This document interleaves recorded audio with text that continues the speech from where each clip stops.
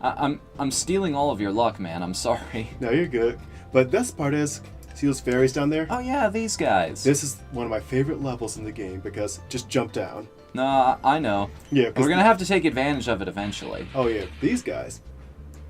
These fairies, because again, it's all coming back circular. Yeah. The fairies are your friend. The fairies are your friend. They will basically lift you up in the air if you fall down there, because this section we're coming up to here is just huge trial and error. Yeah, they kind of had to build a safety net into this one. Because again, this is such a well-designed level. It's that we're going to be using this supercharge, and we're going to be using it to get across this crevice here, and we're also going to be using it to take out those spiders. But because we're using a supercharge near a cliff... Yeah, we're going really fast.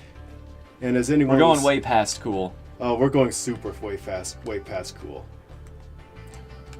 Yep, there you are. And they just come after you from a distance. That is proper intimidating. They're heat-seeking spiders. Oh god, Mother Nature's gone mad! However... Yeah! There we go. Mother Nature ain't got nothing on nitrous oxide. Screw you, we rule the planet now. Yeah! Mother Nature gave us the thumbs. I'm surprised that they don't eat the wizards over here. Ow. But, yeah, trying to think, because... How do we get up there, is the big question. I think I could figure it out. Because we can't exactly bring the supercharge up there because of the steps. No, wait, I remember what happens here. Behold the first power-up, well, second power-up in the game. Super Breath. Hiya! Yeah! Breath's so hot, it actually takes care of this. It melts through their armor. Exactly. And what makes this so awesome is this is basically what a power-up should be. A increase of the effect of your fundamental gameplay. Mm-hmm. Like with Mario, there are points where he just gets bigger. And that's pretty much it. I do not like the way that motto goes. Yeah, I was getting slightly concerned there. Yeah, I did not like the fact that he was coming closer. And through the geometry. Uh-huh. It's like I should be safe up here, right? It's like, right? Right? I'm safe up here. I'm safe up here. I'm safe up here. Home base, home base, home base, home base. Time out, time out, time out. So yeah, like Mario, he just gets bigger, or his jump gets increased, or he gets the ability to fly. Either way, it increases his fundamental traversing of the game map. And here, our power-ups are Supercharge, which increase the speed and effectiveness of our charge. Oh yeah.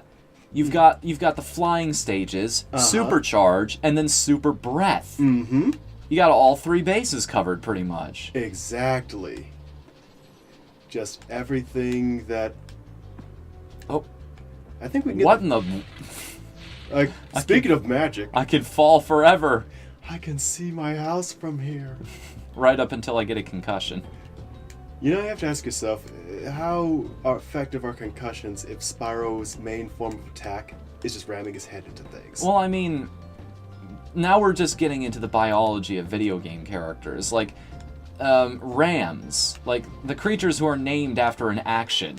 Mm-hmm. They've developed special, like, material in their skulls that helps them absorb those impacts. Yeah. So they're actually perfectly fine butting heads for a while. It's not going to cause any brain damage or anything. Mm-hmm. Which is actually kind of a cool biology fact. Exactly. Evolution's a wonderful thing, don't you think? And the best part about evolution is it doesn't really have an end game in mind. It just, hey, keep developing and you will become a thing. And that actually brings us to one of my favorite concepts to ponder. Mm-hmm. What do you think humans are going to evolve into? Ooh. Like, whenever I pose this question, the first thing a lot of people gravitate towards is psychic powers. I'm not entirely sure. Like, that's sort of an easy answer. Because we just have a developed mind. Kind of, yeah. Well, humans have a developed mind. I'm a thing. So... Are we... Now, there are two ways you can take this. You can either go in the direction of, like, we're going to get progressively more awesome, or because of our sedentary lifestyles, the fact that we use tools to make things easier, and we are on the cusp of creating robots that can just do everything for us. One of the big questions is, like, are we going to just end up evolving into those people from WALL-E? Oh yeah, the fat blobs. Mm-hmm. Actually, MatPat put a big stick into that. Really? In order for humans to get that fat, it's not a matter of humans being sedentary, because that's just gonna make us progressively more. That at most will just make musculature atrophy. Oh yeah, we were talking about this the other day. It's caloric intake. Exactly, because basically, without spoiling MatPat's theory, for humans to get that fat, they have to consume so much calories and do nothing. Either that or we just all progressively develop the same genetic defect. Exactly. Because some people can't help it. I just want to point that out, too. Some people are designed in a particularly way, but our genetics are such that, human genetics are such that... Again, it's evolution. The strong will survive. Exactly. So the way I see it is that human evolution humans will progress and become either more intelligent and more capable, and possibly develop another digit to help with manipulation of materials,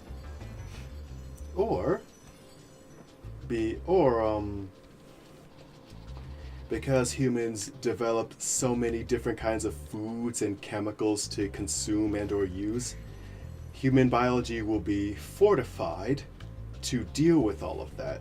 See, because we rely on foreign substances, I've heard the argument made that we're actually going to get weaker immune systems. I think that's kind of ridiculous, considering each day humanity breathes in like every kind of toxin and everything from the sky, as well as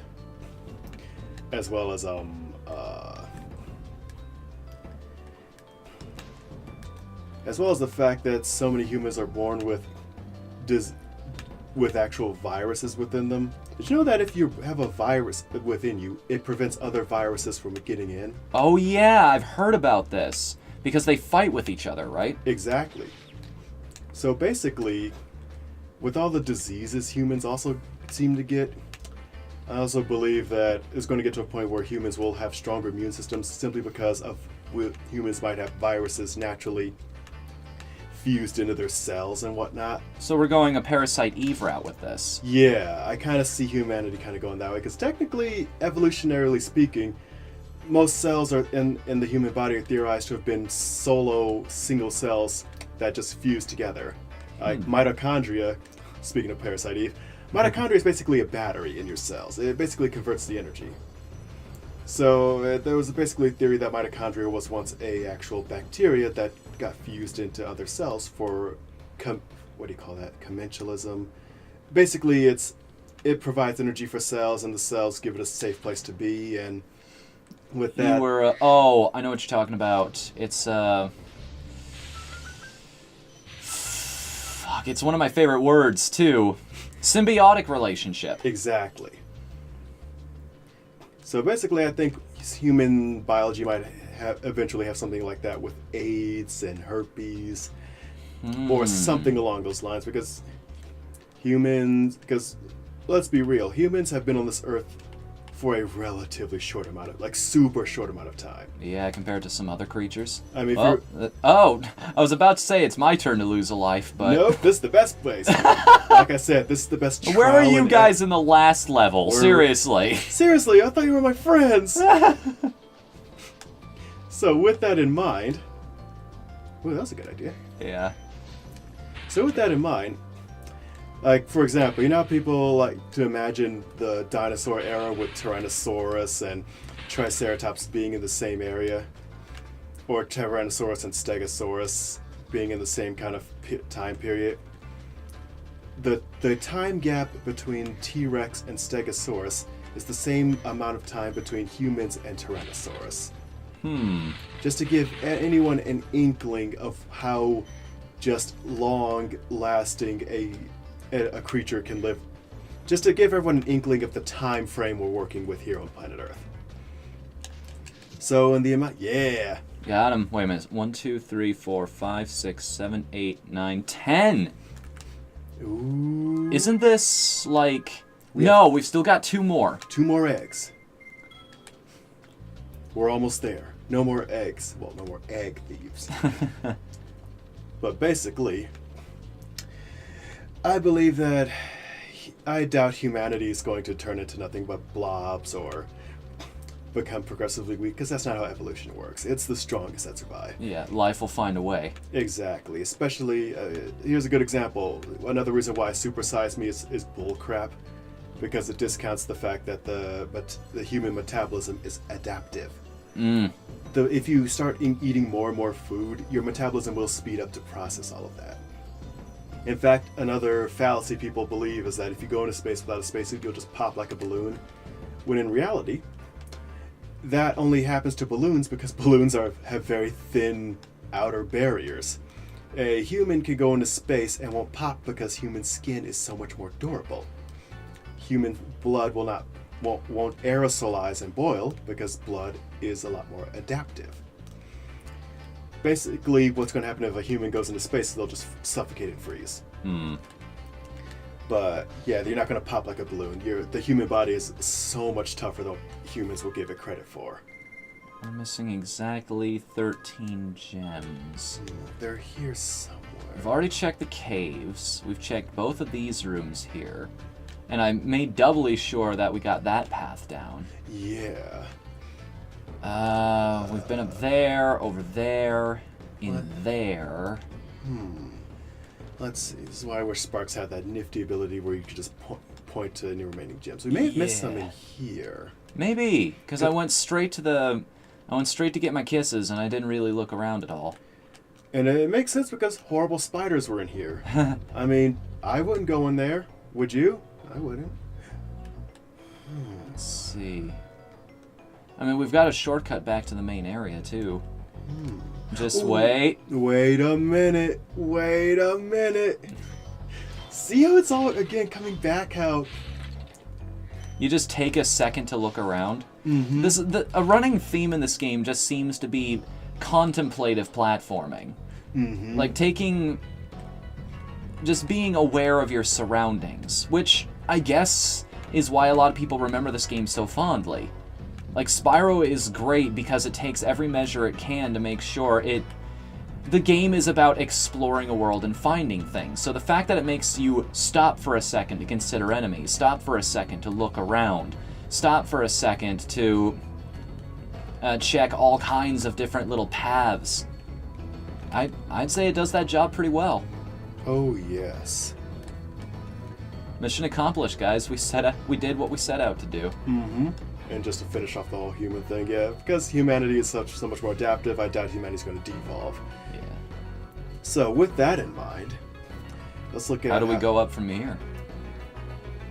I say, like I said, humanity's going to have I think humanity's going to have either a fantastic immune system, a greater increase of intelligence, since humanity is much more quote-unquote sedentary and thus... I just went around in a big old circle. Oh yeah, we could just go through the cave, that's the hilarious part.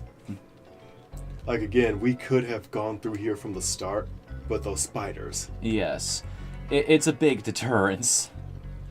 And that's why, again, I always like to relate this to Dark Souls, is because... It's another one of those things, like, you can go up here and just get to where you need to be, but if you give it a second, yeah. if you're clever... No, if you're clever enough... Now, you could just play through the stage normally, but if you're clever enough, you can figure out how to maneuver around the spiders and just beat the level that way.